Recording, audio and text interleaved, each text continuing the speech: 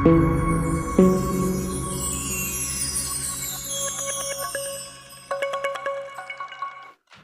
नमस्कार, सत श्री अकाल। मैं दुर्गेश कुमार। आशा करता हूँ आप लोग ठीक होंगे, आप अपना भी ख्याल रखे होंगे, साथ में अपने परिवार का भी ख्याल रख रहे होंगे। तो अगर बात की जाए 2024 आईपीएल की, तो आईपीएल स्टार्ट होने वाला है। 2024 का आईपीएल 22 मार्च से शुरू होगा।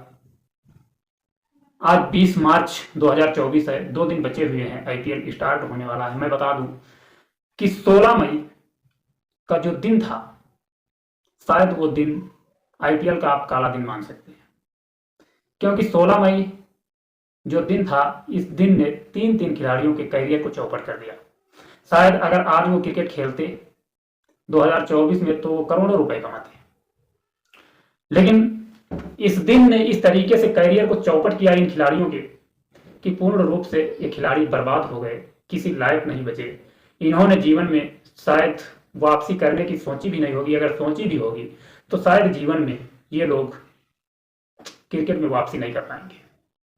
ये ऐसा मनहूस दिन था जिसने सिर्फ 3 खिलाड़ियों के करियर को चौपट नहीं किया, बल्कि अन्य लोगों के ऊपर भी आरोप लगाया, और वो लोग भी बाल बाल बचे।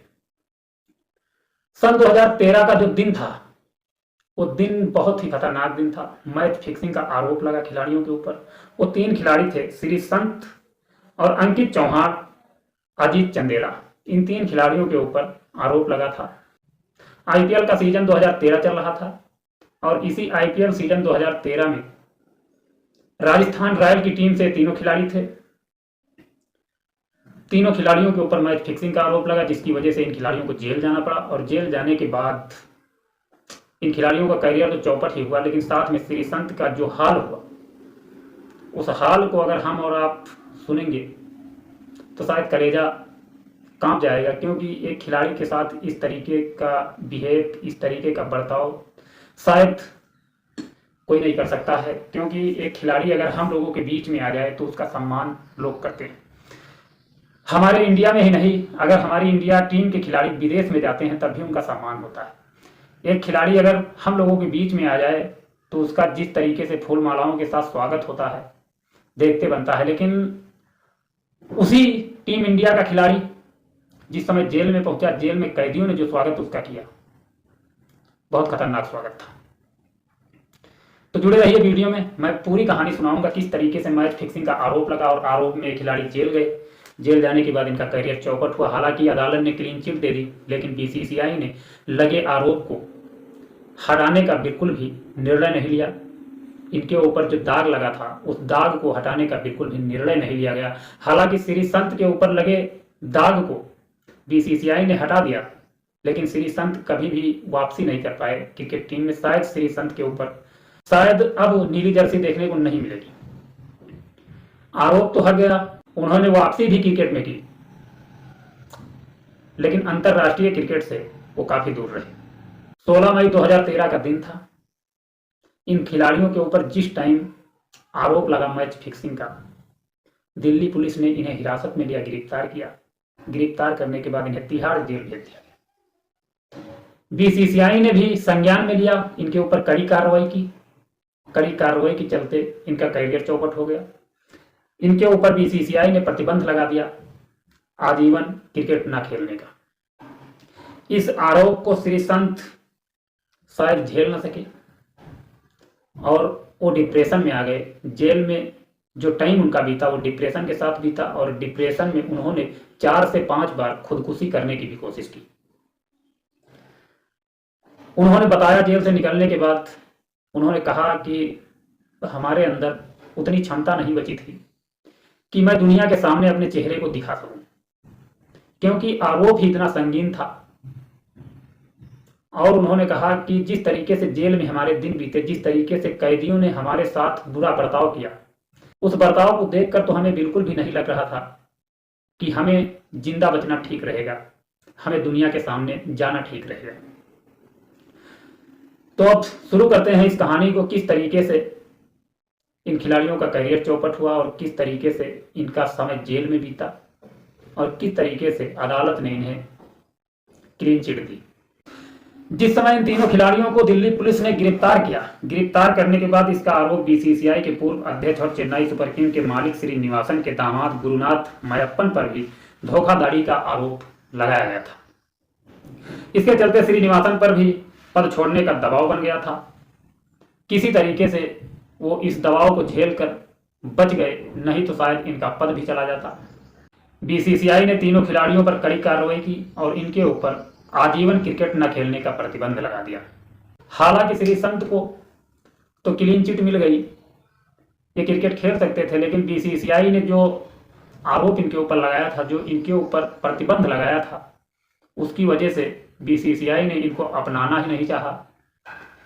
तो इस वजह से इनका कैरियर चौपट हो गया। इन्होंने वापसी के चलते इन्होंने केरल के लिए 2021 में विजय हजारे ट्रॉफी खेली, लेकिन उसके बाद इन्होंने क्रिकेट खेलना उचित नहीं समझा और इन्होंने क्रिकेट से हमेशा के लिए अलविदा कह दिया। अगर देखा जाए तो श्रीसंत काफ़ी अच्छा खिलाड़ी था, दाहिने हाथ का तेज गेंदबाज था, बहुत ही पावरफुल बॉलिंग थी, जिसके चलते 2007 में युवाओं से सजी इंडियन टीम ने T20 वर्ल्ड कप जीता। उसके बाद से काफ़ी अच्छा चल रहा था, क्रिकेट का बेताज बादशाह भी माना जाने लगा था श्रीसंत को। लेकिन जो 2013 का यानी 16 मई 2013 का जो दिन था, वो दिन बहुत ही खतरनाक था श्रीसंत के लिए ही नहीं, अन्य दो खिलाड़ियों के लिए भी बहुत ही खतरनाक था। उस दिन ने इन खिलाड़ियों का कैरियर पूर्ण रूप से बर्बाद कर दिया। उस कैरियर के बर्बाद होने के बाद बहुत ही इनको डिप्रेशन झेलना पड़ा। जेल जाने के बाद इन्होंने जो कहानी सुनाई, उस कहानी को मैं आपको सुनाता हूँ कि किस तरीके से इन्होंने अपनी कहानी को बयां किया, किस तरीके से उन्होंने बताया कि हमारा दिन किस तरीके से करा, जेल के अंदर किस तरीके से 26 दिन वो निकले। अंग्रेजी अखबार के इंडियन एक्सप्रेस को दिए गए इंटरव्यू में श्रीसंत ने तिहाड़ जेल के उन 26 दिनों के विषय में बताया। उन्होंने कहा कि जेल के अंदर जिस बैरक में हम रह रहे थे, उस बैरक में एक बल्ब था। उस बल्ब को मैं कभी बुझने नहीं देता था, हमेशा वो बल्ब जलता रहता था। उस बल्ब को देख देख कर हमारे दिन कट रहे थे, क्योंकि कोई कैदी मेरे साथ रहना पसंद नहीं करता था।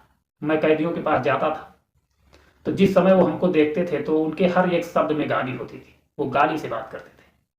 उस गाली को मैं सहन नहीं कर पा रहा था, लेकिन फिर भी हमने सोचा कि हमें जेल के अंदर रहना है तो इनसे तो बात करना ही पड़ेगा, इनके साथ घुल मिल के रहना पड़ेगा। अगर घुल मिल के हम रहेंगे नहीं तो शायद हमारे दिन नहीं कटेंगे। तो उन्होंने कहा कि हमने ये फैसला लिया कि हम इनसे बात करेंगे। जब कैदियों से बात करने की सोची, जिस टाइम मैं बात करने के लिए गया, तो उन्होंने कहा कि कैदियों ने जो बात कही, उस बात को सुनकर मेरा कलेजा फट गया, हमारा दिल दहल गया। उन्होंने कहा कि तुझसे तो बात करना ही बेकार है, तू किसी लायक नहीं बचा, तेरी तो फट चुकी है। उन्होंने बताया कि जिस टाइम ये बात उन कैदियों ने मुझसे कही तो दर्द बहुत हुआ, तकलीफ बहुत हुई, लेकिन करता तो क्या करें। कोई कैदी बात करने के लिए तैयार नहीं था, कोई कैदी हमारे पास रुकने के लिए तैयार नहीं था। ऐसा लग रहा था कि ये सारे के सारे लोग बेगुनाह हैं, मैं रेपिस्ट या मर्डर किलर। इस तरीके का बर्ताव देखकर मुझे ऐसा लग रहा था कि जान दे देना चाहिए, जिंदा रहने से कोई मतलब नहीं है। जब कैदी इस तरीके का बर्ताव कर रहे हैं तो शायद मैं जब बाहर जाऊंगा तो दुनिया के लोग कैसा बिहेव करेंगे। उन्होंने कहा हमने 5 बार खुदकुशी करने की कोशिश की, लेकिन 5 बार मैं बच गया। मैं अपने कैरियर के बर्बाद होने से गम में नहीं था, मुझे ये गम सता रहा था कि मेरे साथ ही ऐसा क्यों हो रहा, लोग मुझसे क्यों बात नहीं करना चाहते हैं। हमेशा सवाल यही रहता था कि लोग आखिर क्यों ऐसा बिहेव कर रहे हैं, लेकिन जवाब कुछ नहीं मिलता था। वो कहते हैं कि मैं बल्ब को देखता रहता था और बल्ब को देखकर उन्होंने कहा हमने एक गीत लिख दिया रोशनी को लेकर। अब उस गीत को मैं गुनगुनाता रहता था, उसी बैरक में पड़ा रहता था। इसी तरीके से मेरा समय कट रहा था। जिस टाइम मैं बाहर आया उस टाइम लोग जब हमें देख रहे थे तो घूर रहे थे और कुछ लोग बातें भी कर रहे थे कि ये वही है जिसने अपने देश का नमक खाने के बाद अपने देश का नहीं हुआ। वो कह रहे थे कि इस तरीके का मुझे बर्ताव बिल्कुल भी अच्छा नहीं लग रहा था, लेकिन मैं सोच रहा था कि शायद मैं ही गुनहगार हूं। उन्होंने कहा कि कुछ भी ऐसा नहीं था जिसकी वजह से हमारे ऊपर आरोप लगा। हमने कोई भी ऐसा गलत काम नहीं किया था जो हमारे ऊपर ऐसा आरोप लगा। उन्होंने कहा कि कुछ लोगों की वजह से हमारे ऊपर ऐसा आरोप लगा और हमें जेल जाना पड़ा, हमारा कैरियर चौपट हुआ। उन्होंने कहा कि मैं हमेशा यही सोचता था, यही अपने आप से सवाल करता था कि आखिर ऐसा क्यों हुआ। उन्होंने कहा कि हम ये कभी नहीं सोचते थे कि हमारे साथ ऐसा क्यों। उन्होंने कहा मैं हमेशा यही सोचता था कि ऐसा क्यों हुआ, यही सवाल रखता था, जवाब कहीं से नहीं मिलता था। यहां तक कि लोग मुझे बिल्कुल भी नहीं पसंद कर रहे थे। जिस समय उन्होंने बताया कि मैं निर्दोष निकला, कोर्ट ने हमें जिस समय क्लीन चिट पकड़ाई, उस समय आरोप साफ तौर पर हमारे ऊपर से हटा, तब जाकर के लोगों ने हमें अपनाना स्टार्ट किया, तब जाकर के लोगों ने मुझसे बात करना पसंद किया। उन्होंने कहा कि 2021 में हमने वापसी की क्रिकेट में। हालांकि बीसीसीआई ने मंजूरी दे दी, लेकिन जो दाग लगा था उससे बेदखल कर दिया। बीसीसीआई ने कहा कि अंतर्राष्ट्रीय टीम में आपको नहीं रखा जाएगा, हालांकि अन्य जो लीग हैं वो आप खेल सकते हैं।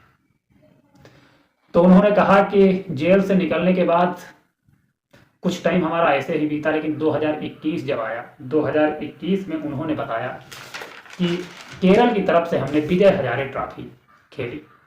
उसके बाद वहां खेलने के बाद मुझे ऐसा लग रहा था कि लोग अब भी हमारे ऊपर शक कर रहे हैं, शक की नज़र से देख रहे हैं। इस वजह से उन्होंने कहा कि हमने क्रिकेट से हमेशा के लिए अलविदा कह दिया। हमने कहा हमें क्रिकेट खेलना ही नहीं। हालांकि जब कोर्ट ने निर्दोष साबित कर दिया है, तो हम और आप कौन होते हैं जो एक खिलाड़ी के ऊपर उंगली उठाएं, एक खिलाड़ी के ऊपर लाछन लगाएं। जिस बात को कानून नहीं मान रहा, उस बात को हम और आप मानने वाले कोई नहीं होते। तो यह घटना जो हमने सुनाई है, ये बहुत ही दर्द भरी घटना श्री संत की थी।